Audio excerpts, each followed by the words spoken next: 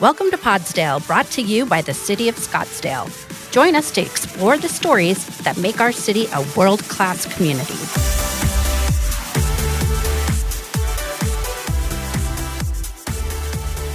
I'm Greer Alba with my co-host Holly Peralta. We're tackling a topic that impacts some of our most vulnerable residents, financial crimes against seniors.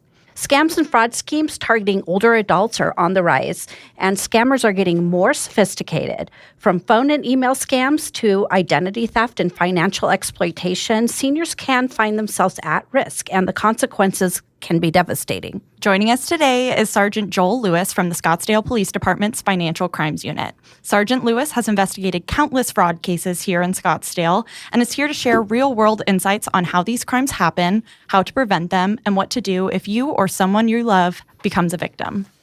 So stay tuned as we uncover the warning signs, learn how law enforcement tackles these cases, and find out how we can all work together to protect our senior community from financial predators. Sergeant, welcome to the show. Thank you. Before we start into all of our questions for you, because we have quite a bit, can you share a little bit with our listeners about yourself, how long you've been with the police department? And you had an interesting path into law enforcement, I understand. It is rather interesting or rather unique. I've been with the Scottsdale Police Department actually 24 years next month, so May of 2001. And I've actually been a sergeant 17 years next month. So it's been quite the ride. And prior to it, and one of the reasons why I am the financial crime sergeant is I was a banker before this. So my background in education is business, and then I was in the financial world. So I'm kind of a nerd with finance and fraud, and I'm sure there's no one else interested in that position. So that's what brought me to be the supervisor of financial crimes unit. This is actually my second stint as the financial crimes unit sergeant. So. Okay. Well, I mean, it does seem like an interesting segue to go from banking into becoming a police officer, but with what you're doing, it makes a lot of sense. Has it always been something that's interested you? You know, it is probably because I'm a boomer. And we'll get that straight. You can tell by looking at me. So I grew up watching Adam 12, which is an old black and white police thing, and Starsky and Hutch and Beretta. And so I always wanted to do this, but, you know, life and circumstances took me along the business route, which was wonderful.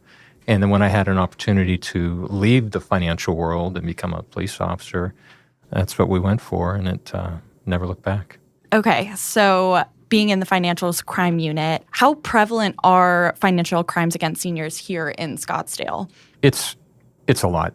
The context is that if you think about it and you look at statistics now, 11,000 people a day are turning 65 in the United States. The largest amount of money is leaving like retirement things. It's being moved into other retirement vehicles. So we have the biggest amount of money being moved, and we have the largest amount of people getting ready for retirement. So they're thinking about, and me too, what is next? Where should my money go to be safe? What should I be doing? And the scammers know that. And so they're going to specifically target people. And it's pretty easy to find out who is a particular age. It's easy to find because you can get on the Maricopa County Recorder's site and you can see when people pay off houses, different things. So Florida and Arizona and Scottsdale specifically is a target. It's a target for our community in that people are trying to get the money from our citizens, but it's also a place where scammers want to be from because it lends an air of credibility. And in this information age, it's amazing what you can find online. I never thought about that, but you're right. It's so easy to find some pretty basic information about an individual if you do a little searching.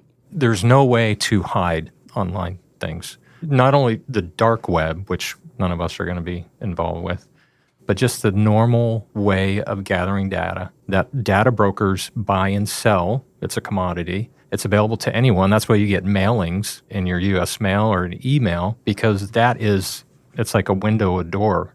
And so when they start doing that, when they start sending you emails or U.S. mail or text, it's all available. And it's all an opening for suspects to get to our community. Okay, I have a funny story. When I first started in this position, I got a text message from someone stating that they were like a city employee, like asking me to go get some gift cards for them. Oh, and I had just gotten the position. I'm relatively new to the professional world, and I wanted to make my supervisors be proud of me or Sure. make sure that I did my job correctly. So I got the text at like 6:30 at night, and I was like, okay, I'm ready. I'm going to go buy these gift cards. And I texted my coworkers. I was like, hey, like, does this happen often? Like, is this something that normally happens? And one of my coworkers was like, no, don't do anything with that. Good for them. Do you find people falling for that? Because I mean, I almost fell for it. It's how often do you get calls or people talking about this kind of stuff? That particular scam, we would see that. Not so prevalent anymore, but we had a big rash of it about a year ago where it seemed like every week we're getting something. It was from people at fast food to hotels to just regular employees. And remember, the victims of these scams are just trying to do the right thing. Yeah. No one's saying, go buy drugs. Everybody's saying, hey, do this. I'm the vice president, or I'm the, hey, Right. I want donuts in the morning. Go get, Right. and grab a gift card. Go take the money. And they know that you don't have the money maybe in your pocket. Yeah. We've even had a hotel staffer break into the safe in the middle of the night because they thought their boss needed that money right then. Oh my gosh. And we've had people at fast food places take money out of the register and go buy a green dot card and then give it to them because, hey, we're having a big giveaway or whatever. It's amazing. The social engineering of these people is amazing. And they know exactly what to say. People have to understand they have scripts and they have an objection and then they have an overcoming objection script. They know exactly what's going to happen. They become masters at the social engineering. So totally believable, even just by a text. That Right. alone there. In fact, one of the things we're trying to do in the Financial Crimes Unit is we're saying stop the click, stop the loss. Don't click on the text. Don't click on the email. Don't click on the pop-up. And you generally, because most things come in that way, you're going to stop the loss. I think what made that seem so authentic in some ways, if I remember correctly, you were addressed by name and they knew you worked in the city. Yes, it was a city employee. They identified themselves. I wasn't familiar with the employee, so I did some research and I recognized that it was a city employee. And they reached out to me on my personal cell and we had a pretty generic conversation. Like they were conversing with me like a normal person. And so I genuinely was like, okay, I got to go get these gift cards. Yeah, and probably back then it was a person on the end of that. Yeah. Now it's going to be AI. Wow. Because they know exactly what to say. No longer can we tell because of grammar that someone used in an email that maybe it's coming from an out-of-the-country scam. Now, AI is perfect. AI can examine large data sets. They know exactly how to have an inflection in a voice. They can spoof a video. My daughter or one of my sons can be calling me, and I don't know. So that becomes even more scary. The fact that they knew that you were a city employee, who knows how they got that, except on our website, everything's there. Welcome new employee, Greer. Yeah. Sergeant Joel Lewis is the supervisor of Financial Crimes Unit, or Chief Leduc. How easy is it then to scam people through a call and say, hey, you have a warrant for your arrest, Sergeant Joel Lewis. Use my voice, use all. And a good citizen is trying to do the right thing.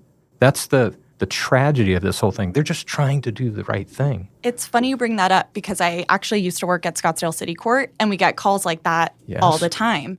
So what happens on your end after someone calls the court saying that they have a warrant and they don't have a warrant and we direct them to call you? Greer, just yesterday, someone came into the Scottsdale City Court wanting to pay their warrant because they thought, I must have a warrant. Maybe it was photo radar. They don't know. And it was a scam. Now, luckily, they didn't give the person on the phone the information. So how do they deal with that, or how do we deal with it? The challenge that we have now is that an email doesn't require identification. Voice over internet provider for phone means doesn't require anything. I have 5 undercover Google Voice numbers on my phone right now. They're free. And then I have spoofing software that makes it look like it's coming from the Scottsdale Police Department, and it says it on there. What else do you need to scam someone? Now, if that happens, how do we go back? I can't identify somebody via email through subpoena or search warrant or their phone number because it's a free internet and there's virtual private networks that looks like it's come from Britain or India. How do I figure out who's behind the keyboard? I can't. And it's tragic. And we get hundreds and hundreds of cases every month. We have to triage and look at them and go, there's no way I'm going to figure this out. I need to move on to something that's solvable. So that solvability matrix that we have in our minds, we have to keep that in mind. This sounds incredibly complicated. I think it goes to show, I know we're focusing on seniors today primarily in our conversation, but just from your example, Greer, this can happen to anyone. Yeah, I mean, I thought I was well informed, but here I am falling for stuff all the time. So it's clearly, it affects seniors, obviously, but it's good for everyone to be aware of and be knowledgeable about, for sure. And with this new technology and some of the things you just mentioned, have you seen an increase in these types of crimes in recent years? Sure, yeah. And I've been doing financial crimes for a long time. So where it used to be, even as a fraud detective, when I first started out as a fraud detective, 15, 16 cases, and there's somebody went through the drive-through of the bank because they stole a check from grandma, or whatever it happens to be. It's solvable to it's totally anonymized. How do I figure that out? And then they put the stolen money gets put into cryptocurrency, which is made to prevent the government's interference. And the exchange is in Libya, and it's hundreds of thousands of dollars and millions of dollars. How do I get that back? Well, we don't. So until the regulations catch up, until the technology catches up, we're behind the eight ball. There's no way for us to get out in front of any of these things. So that's why you have me here, and that's why we're doing these presentations at the senior centers. We have to get the community involved in it, and for them to tell their neighbors, because and I know, the community is the most powerful part of this. Two members of the community are way more powerful than the entire police department or the city when they band together and try to figure things out. Seniors specifically, because generally they have more money than, I have more money than my kids, certainly my grandkids. That's where the money at. In the 1930s, there was a bank robber called Willie Sutton. He was known to have robbed hundreds of banks. And they asked him, why do you rob banks? His response was, because that's where the money's at. And that's exactly why they target seniors. That's why they target Scottsdale. What are some of the most common scams or fraud schemes targeting seniors out there right now? Really, it's the venue of how it gets to the seniors. So my generation, the boomers, we're comfortable using computers now. Maybe not necessarily a laptop or iPad, but we're into email. We understand that. We get pop-ups. It's just a pop-up on your screen, and you click on that. And then it leads you to a link. Maybe it's Goldman Sachs. Maybe it's Invest. Maybe it's, hey, something's wrong with your computer, Microsoft. And then you talk to them. You're thinking you're doing the right thing. And you allow somebody access to your computer, and they've got access to your computer, and they're taking all your money. One click can change your whole life. That's why it's stop the click, stop the loss. People in my generation believe that when the phone rings, the person on the other end is legitimate. It was set up that way. Your dad's screaming at you to pick up the phone before 3 rings. That you trust the government. The phone company used to be run by the government. So think U.S. mail. So we have a paradigm that we automatically trust those things. So to get out of that paradigm is extremely difficult. When we get a call like now, like the warrant scams that pretend to be the police or the IRS or the DEA, we tend to believe it. We get the pop-up that says, because we're thinking mail kind of, hey, there's something wrong with your computer, you better help. We tend to believe it. So that is the big part of it. The emails, the attachments that now put a keylogger on or any of those things, the pop-ups, the texts, I'm sure you get, besides the one you had. Yeah. I get texts every day that are scams. I get the USPS one a lot, Yes. that they can't deliver a package and to click on a link. But I've heard enough about that one to know it's not legitimate. And you get it mostly during the holidays, right? Yes. Because that's when we're doing it. Yes. I'm sure right now the one I'm getting is, hey, did we saw you purchase the Apple iPad for $12.99. If you didn't do this, please click here to verify your information. It's insidious, and they're very good at what they do. But remember, especially with AI now, all they need is your email address or your cell phone, and they're just phishing all day long. They don't have to do anything. It's a machine, it's the infobot that's doing that. And then when they get someone on the line, that's great. Keep them hooked, keep them on the line, convince them. And now if I can talk to you, I'm going to have a much better chance of getting your information and getting your money, getting your data. And, part of this, as you mentioned, is that a lot of this information, the pop-ups, a text, it looks like it's coming from a trusted source. It could be someone in your organization. It could be your bank. It could be coming from the government or the post office. Yes, or your doctor. Hey, we noticed this about that. It's just whatever they can figure out. They're going to make it look like Scottsdale, make it look very important, make it look from the post office exactly, or your bank. And they don't even have to know your bank. I get ones that say, hey, Bank of America. Well, I don't Bank of America. But someone does. So someone's going to click on it. it's done so incessantly. And if they catch you at the wrong time, I've talked to citizens who said, I never would have clicked on that if I didn't just have some medicine at my dentist. And you came home and, you're thinking slowly because they gave you some medicine to help with that. And now you've clicked on something and they're into your computer and they're into your money. So what we talk to the community about, when we talk to our neighborhood groups about, is don't trust. I say, don't ever trust a text, a phone, a U.S. mail, a knock at your door. Call us and ask. Because I know our dispatchers, if someone says, oh, should I trust this? They're going to say it's a scam. It's a scam. I promise you it's a scam. And sometimes it's hard to convince them, believe it or not. But it is. It's almost always a scam. So if you get a text from, it says Chase Bank or Wells Fargo, never click on that. Just go to your trusted link that's on your computer or look at the card in your wallet and call that number. Is there something going on? Never use the link that's provided via the email, the text, or the call, because that's the link that they want. That's good advice.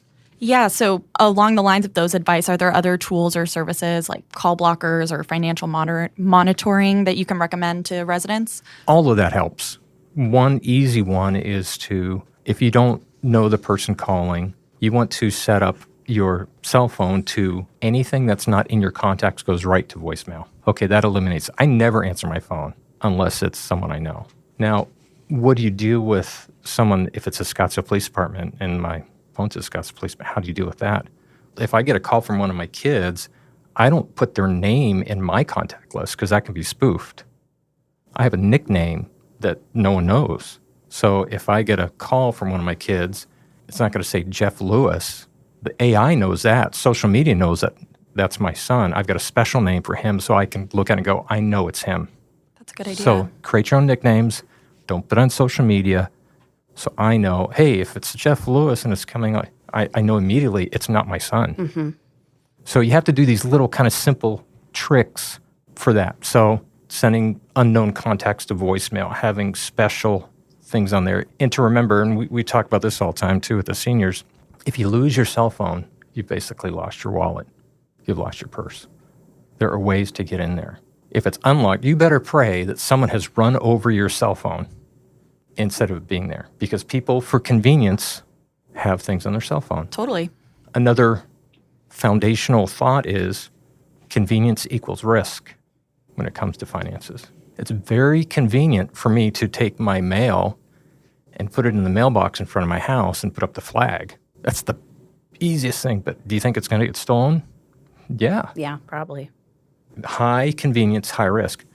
It's a lot less convenient for me to take a trip to the post office during their work hours and put that mail in the wall, in the slot. Low convenience, low risk. Using the ATM in a gas station versus using the ATM inside the lobby of your bank. The convenience of the gas station is high, the risk is high. That's where we have to stop.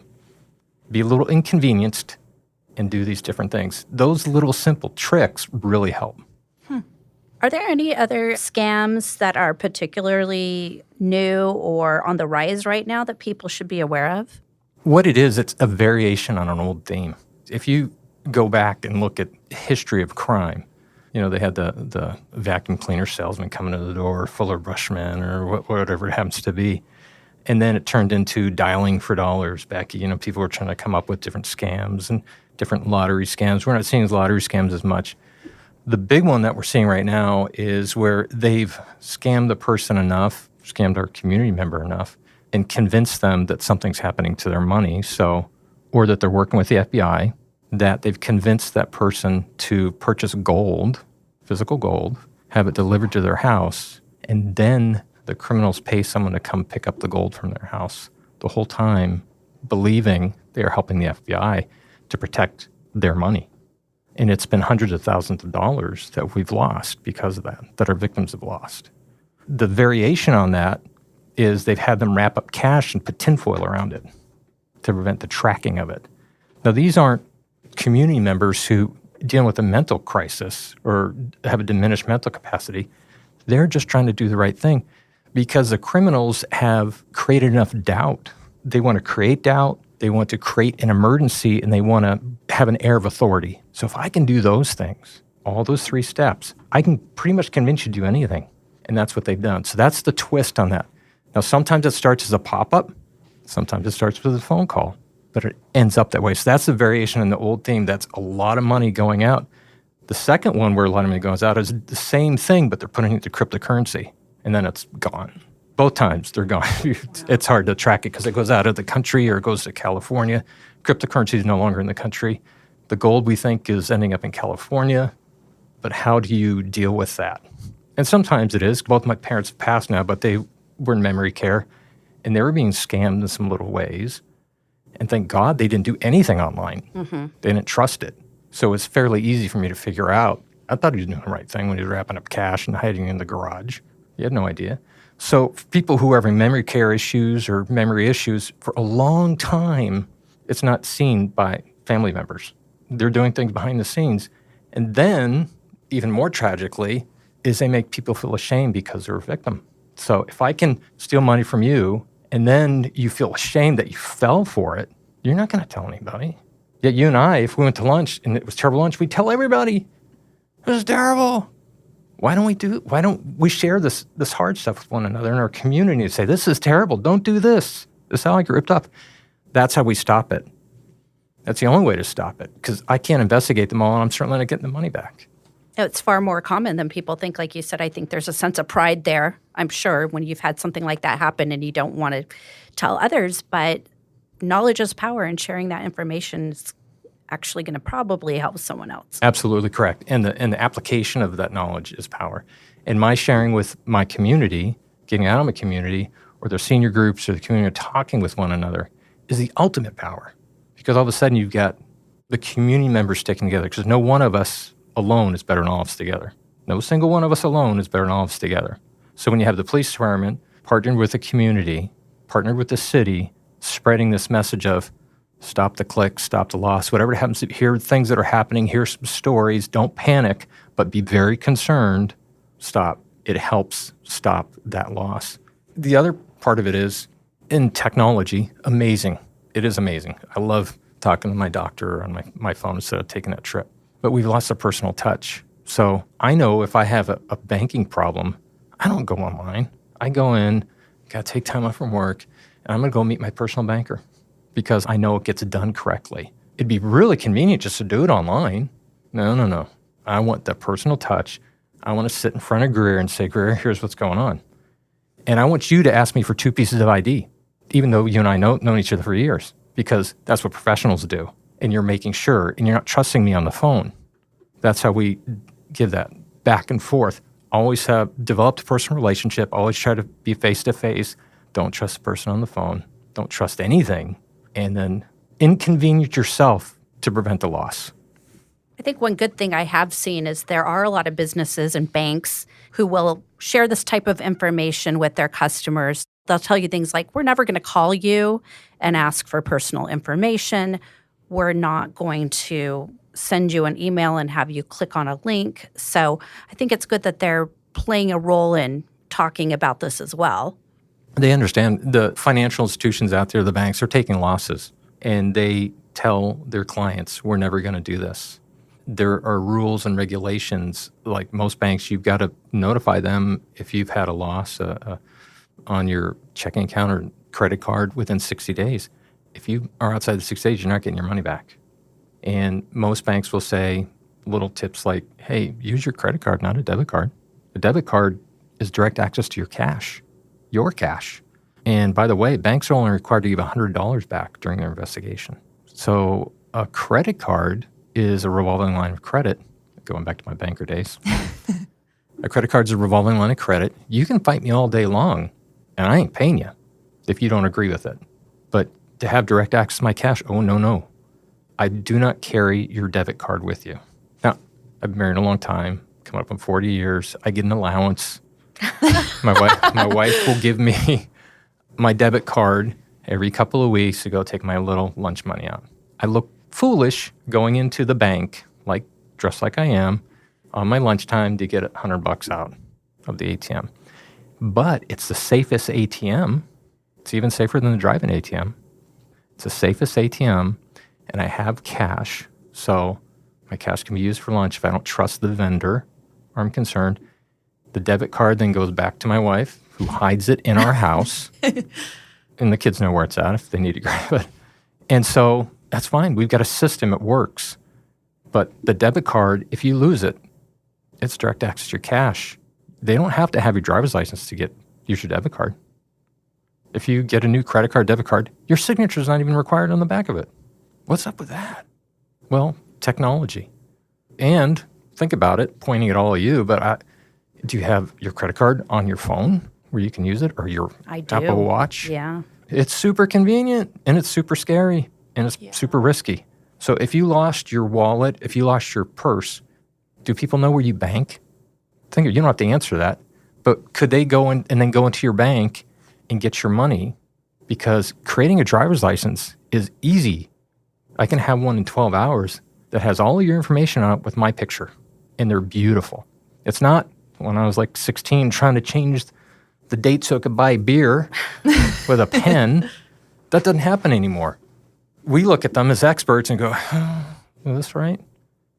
So if you lose your purse and I see, you've got a debit card or credit card to a bank, I know exactly where you bank.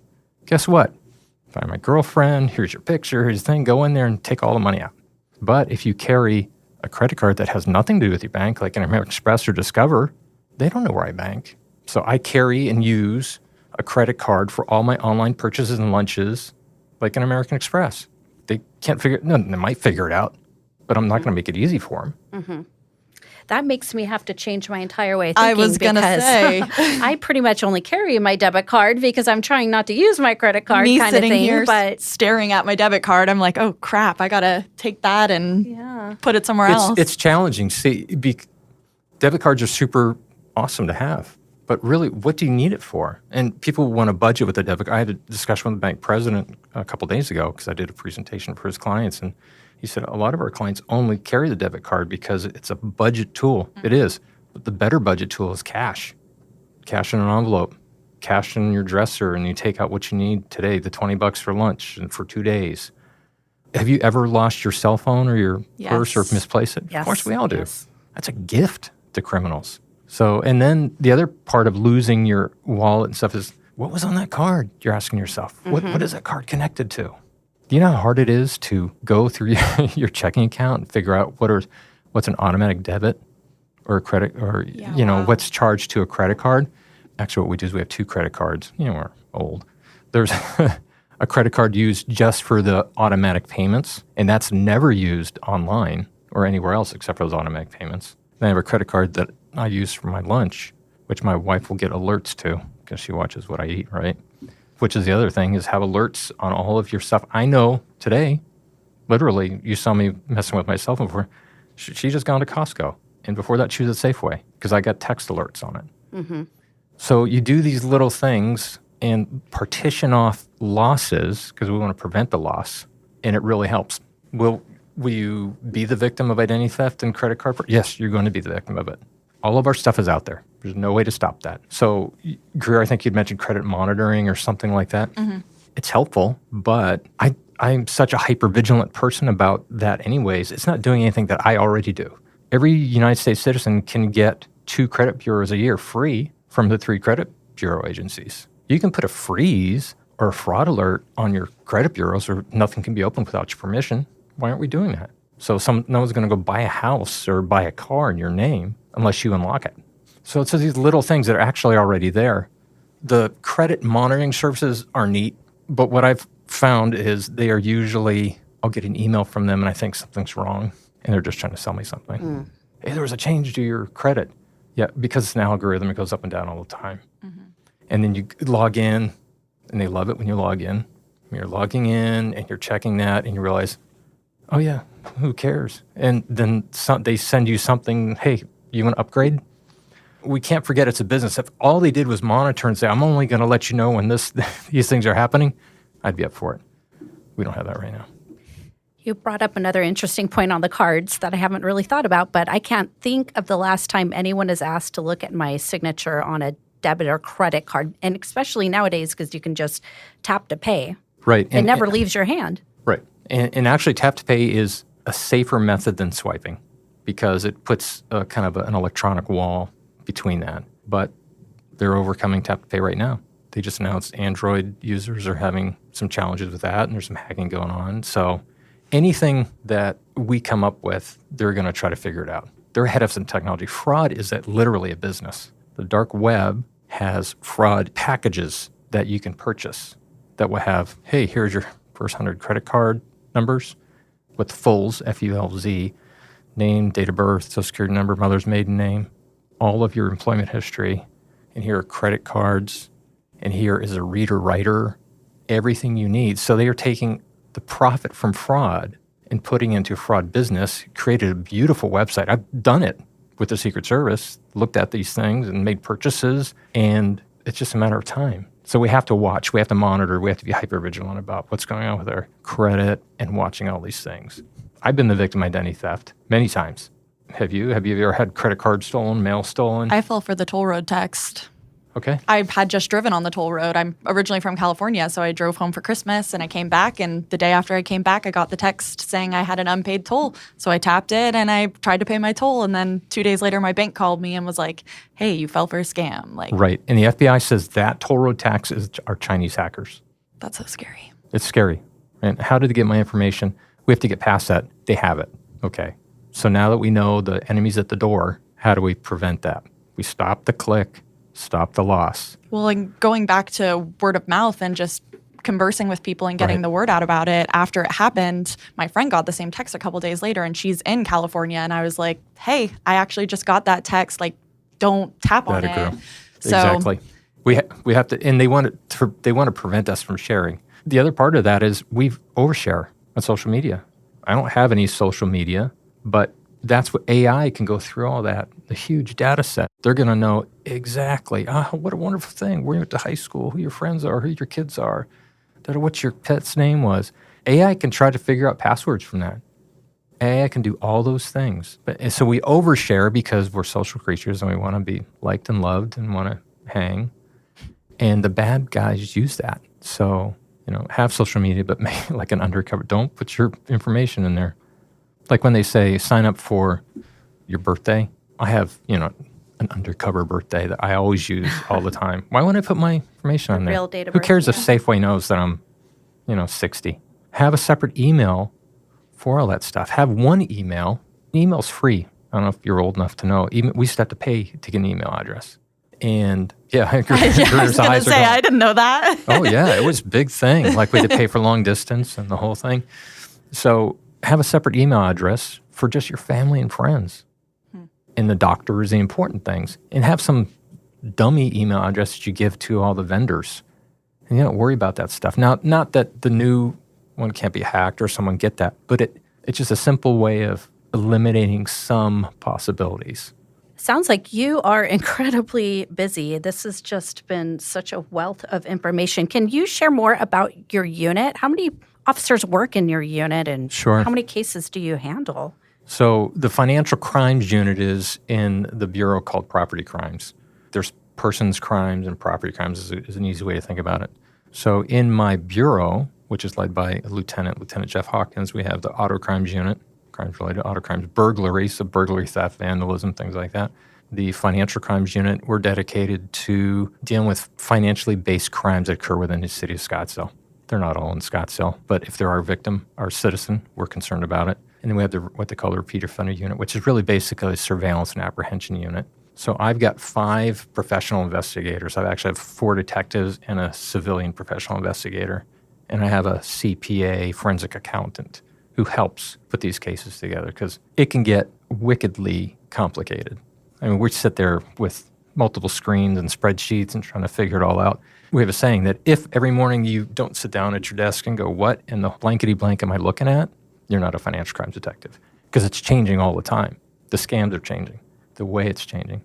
So that's what we have, and I lead that group. And then what's nice is we're also members of federal task forces. So we're either with the FBI task force, so we're cross-credentialed, or the Secret Service task force, so we're cross-credentialed. If we have a case of mutual concern that's out of state, if the federal people are going to pay for it, we can travel to there to deal with it. We're under the umbrella of being a federal officer, and we can bring it back here. It's busy. We have hundreds of open cases. I think the unit has assigned maybe 23,000 cases right now. Wow. Now, that's a lot. That's over years. They're not all workable, but we have about 400 cases right now that are workable, but you can only work one at a time. So how do you figure out what to move to the front? Just because there's a large loss doesn't mean it should be at the front. We try to work them in the order received because that's the fairest thing to do. If we hit an impasse that we can't go any further, we just tell the citizen we can't do any more. Now, they get upset that we don't travel to California to figure out something. Sure. But that's just not the way it works right now. Are there any cases that you can share with us that are just memorable to you and your work here?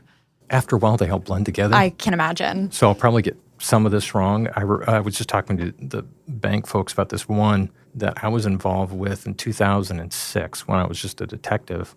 But it was my first undercover financial crimes based. And basically, someone was advertising in a newspaper CD rates. A CD is a certificate of deposit. So you put in a particular length of time, you're going to get this particular interest rate. CDs only go through banks, federally insured, regulated, and they're insured by the FDIC, up to $250,000. Someone was advertising in the paper that they were doing CDs, but they weren't a bank. So we started looking into it. We actually had a victim of it, and it happened to be a Scottsdale-based business because they rented out a little space to do their scam. And we went in and we talked to them in undercover capacity. And because, being a former banker, I was like, oh, this is beautiful. Are you a bank? Well, we work with a bank and we're FDIC insured. And I talked about investing my $800,000 of my grandfather's money, and they were very excited. And kind of said, okay, I'll call you back. Ended up a total scam. We recovered $1.3 million from them. We arrested 3 people. Wow.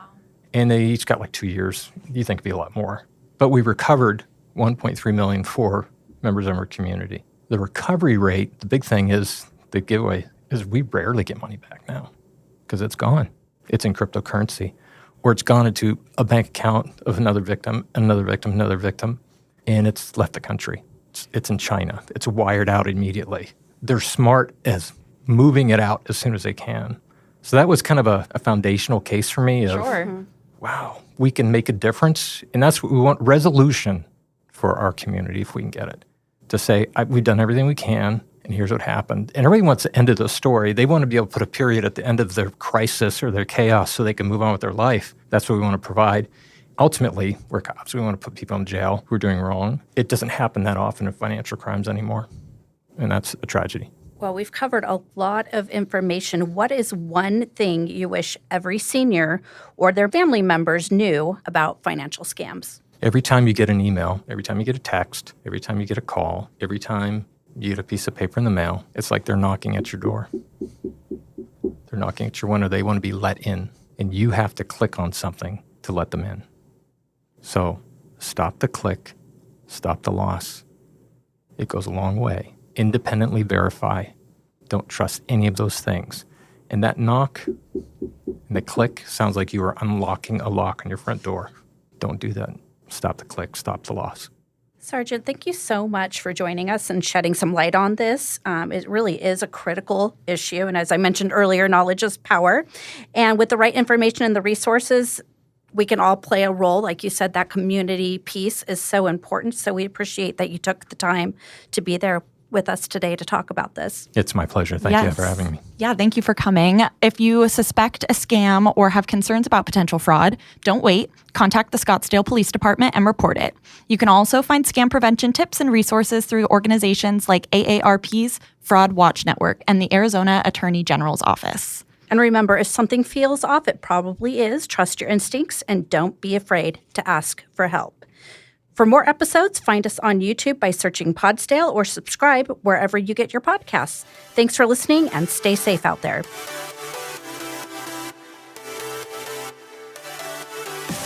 That's all for this episode of Podsdale. If you enjoyed listening, be sure to subscribe. You can find us on YouTube or in your favorite podcast app. Share episode ideas and provide your feedback by emailing communications@scottsdaleaz.gov. Thanks for listening.